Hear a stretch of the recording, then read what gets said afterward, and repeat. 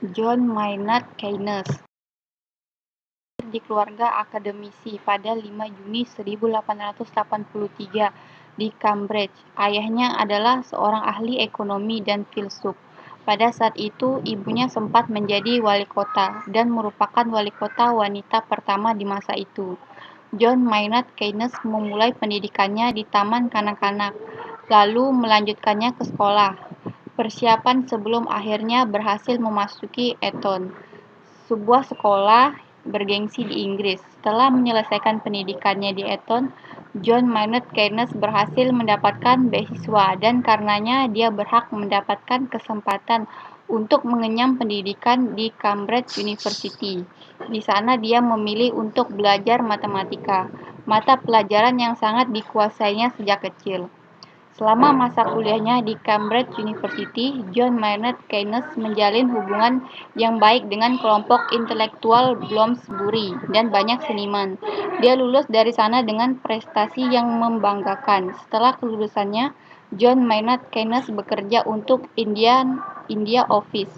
Setelah beberapa saat sebelumnya, akhirnya memutuskan kembali ke bangku sekolah. Dia berhasil sekali lagi mendapatkan beasiswa, kali ini di King's College. Selama Perang Dunia I, Keynes bergabung sebagai bendahara, dan pada masa inilah dia menerbitkan buku pertamanya, The Economic Consequences of the Peace, yang membawa ketenaran bagi dirinya. Berjudul The General Theory of Employment, Interest, and Money, menjadi sebuah teori yang digunakan sebagai pemikiran ekonomi pada masa depan. Buku tersebut juga mengukuhkan posisinya sebagai ahli ekonomi Inggris paling berpengaruh. Terlepas dari hiruk-pikuk prestasinya, Keynes sempat menjalani kehidupan pribadi yang kompleks karena orientasi seksualnya. Setelah berhubungan dekat dengan beberapa teman lelakinya, Keynes akhirnya menjalin hubungan heteroseksual dan menikahi Lydia Lopokova. Keynes meninggal pada 21 April 1946. Pendidikan John Maynard Keynes, Eton, Cambridge University, King's College. Karirnya juru tulis di India Office, ahli ekonomi, dan terakhir penulis.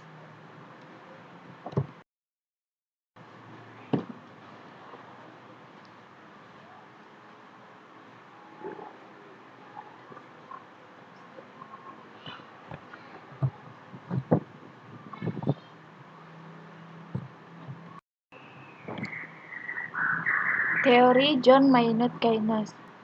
Keynes pertama kali mengemukakan teori Keynesian secara resmi pada tahun 1936 dalam bukunya yang berjudul The General Theory of Employment, Interest, and Money.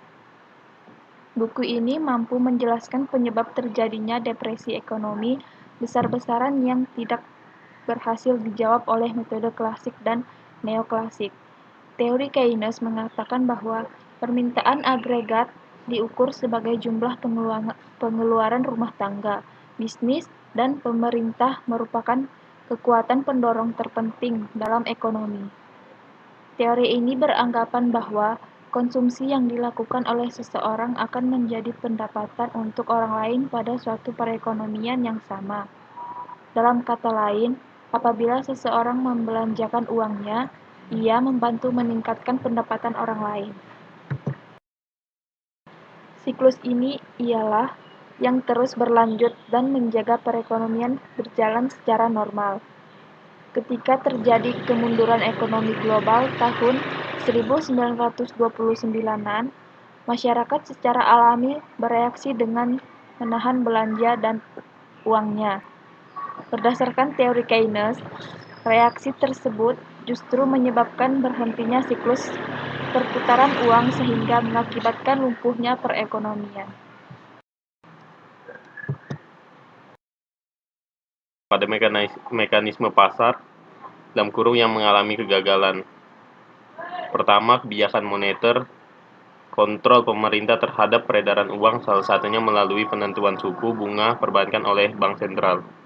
Dua, kebijakan fiskal, pengeluaran pemerintahan dan kebijakan anggaran atau pajak. Penyimbangan sendiri, sehingga tidak selalu menghasilkan ekonomi yang efisien. Oleh karena itu, para ekonomi Keynesian membenarkan intervensi pemerintah melalui kebijakan publik yang bertujuan mencapai ketenagakerjaan dan stabilitas harga. Kebijakan publik ini antara lain kebijakan moneter dan fiskal. Kebijakan moneter berfokus pada kontrol pemerintah terhadap ketersediaan uang. Terlalu sedikitnya uang dapat menghambat aktivitas ekonomi, sedangkan terlalu banyak uang yang beredar menyebabkan inflasi.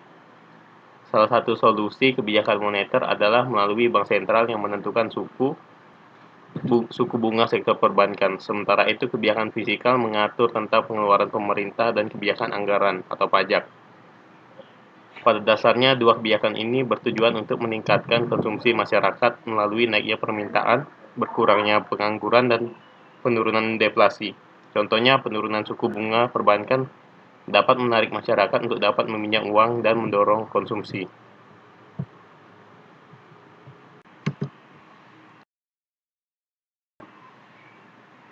Keynesian menampik anggapan klasik mekanisme pasar bebas laissez-faire. Segala kegiatan ekonomi diserahkan ke pasar, bahwa perekonomian akan menemukan jalannya sendiri menuju keseimbangan tanpa campur tangan pemerintah. Sebenarnya, Keynes tidak serta-merta menolak anggapan kaum klasik tersebut. Menurut Keynesian, intervensi pemerintah dalam aktivitas ekonomi hanya diperbolehkan ketika mekanisme pasar mengalami kegagalan. Keynes menilai bahwa mekanisme dengan membiarkan terus aktivitas produksi secara bebas akan menciptakan penawaran produk yang berlimpah, sehingga terjadi akumulasi penawaran. Kemudian, dengan terus mendorong aktivitas produksi tidak menjadikan daya beli masyarakat meningkat. Salah satu kutipan Keynes, dalam jangka panjang kita akan mati, atau in the long run we're all dead, menunjukkan pandangannya bahwa akan membutuhkan waktu yang sangat lama untuk menuju keseimbangan dan nol pengangguran apabila hanya menunggu mekanisme pasar. Dianggap tidak begitu populer ketika Great Depression melanda. Namun demikian, sejarawan beranggapan bahwa Perang Dunia Kedua telah menjadi salah satu sebab berakhirnya Great Depression, yang berkaitan dengan adanya campur tangan pemerintah dalam perekonomian.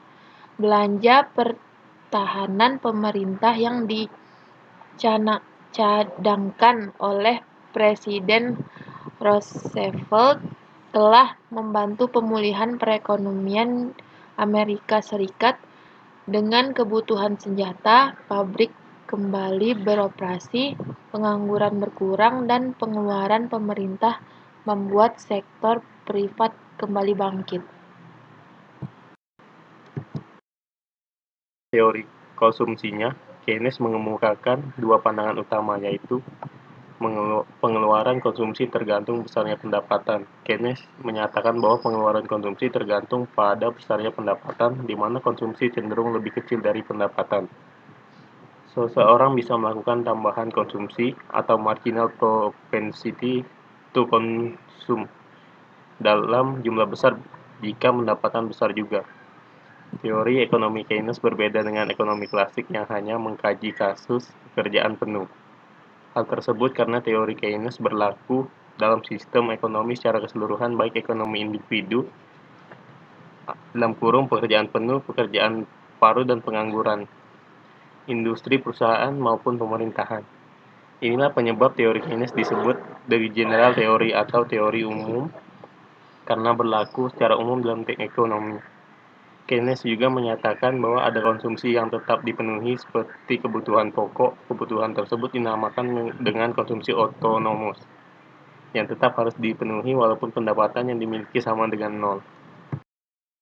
Bahwa pengeluaran konsumsi tidak memiliki hubungan yang proporsional dengan pendapatan. Keynes mempercayai prinsip efektif demand atau permintaan efektif Martin Cohn. Dalam jurnal The Economist, John Maynard Keynes tahun 1949 menyebutkan dasar prinsip efektif demand adalah jika pendapatan real meningkat, maka konsumsi juga akan meningkat, tetapi lebih kecil dari peningkatan pendapatan. Nah, ketika pendapatan meningkat, maka seorang dapat memenuhi kebutuhan otonomusnya, sehingga bisa melakukan tambahan konsumsi atau marginal propensity to consume di luar dari kebutuhan dasar. Milton Friedman dalam buku A Theory of the Consumption Function tahun 1957 mengatakan Keynes mempercayai aturan psikologis mendasar dari masyarakat modern bahwa ketika pendapatan real meningkat, tidak akan meningkatkan konsumsinya dengan jumlah absolut yang sama karena meningkatnya besar tabungan pada saat pendapatan naik, jumlah pendapatan yang ditabung juga akan ikut naik atau lebih besar dari sebelumnya, sehingga kecenderungan konsumsi rata-rata akan turun. Orang dengan pendapatan lebih besar cenderung menabung dalam jumlah besar juga karena memperhitungkan jumlah suku bunga yang akan diperoleh.